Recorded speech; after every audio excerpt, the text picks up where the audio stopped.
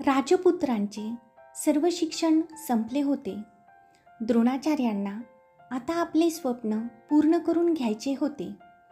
त्यांनी आपल्या सर्व शिष्यांना एकत्र बोलावले आणि ते त्यांना म्हणाले, तुम्ही मला माझी गुरुदक्षिणा देण्याची वेळ आता आली आहे. हे ऐकून सर्व शिष्य उत्तेजित झाले.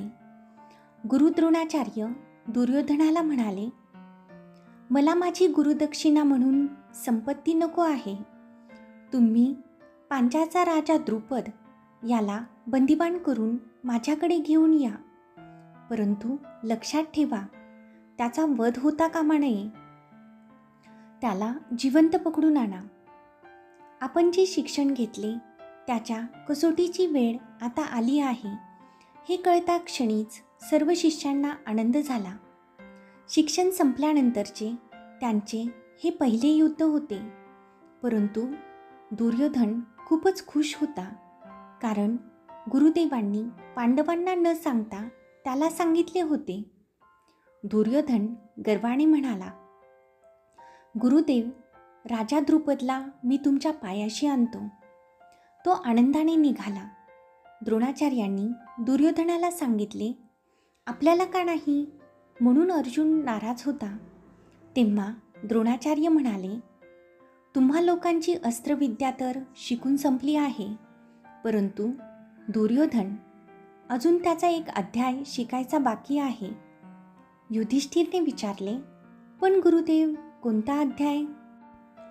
गुरु द्रोणाचार्य म्हणाले, हाच की कोणत्याही योद्ध्याला अहंकार असता कामा नये, आणि तोच अध्याय दुर्योधन शिकायचा बाकी आहे. तो अध्याय शिकायला दुर्योधनाला अजून किती वर्ष लागणार आहेत ते कोण जाणे. तुम्ही लोक थोडीशीच वाट पहा.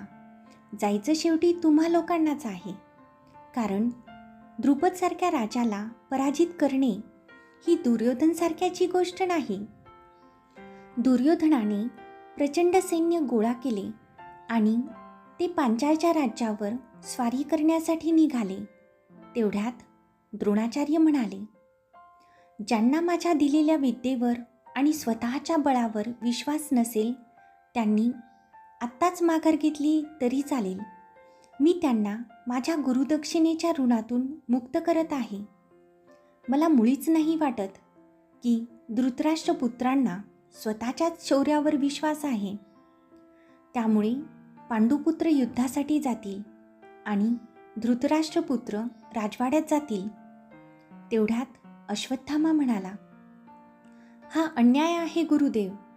द्रोणाचार्य म्हणाले, मी कधीच माझ्या शिष्यावर अन्याय करू शकत नाही. दुःशासन म्हणाला, गुरुदेव, मग आम्हाला नाही का म्हणत आहात तुम्ही?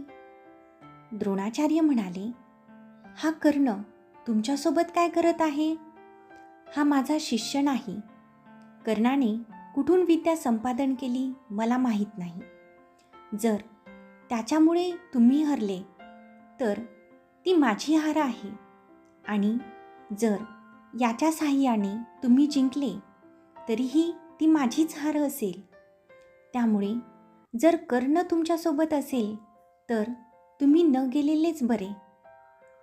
दुर्योधनाने नाईलाजाने कर्णाला इशारा करताच कर्ण मागे झाला. दुर्योधन अभिमानाने सर्वांना घेऊन पांचालच्या दिशेने निघाला, स्वतःला पांडवांपेक्षा अतिवरचढ सिद्ध करण्यासाठी.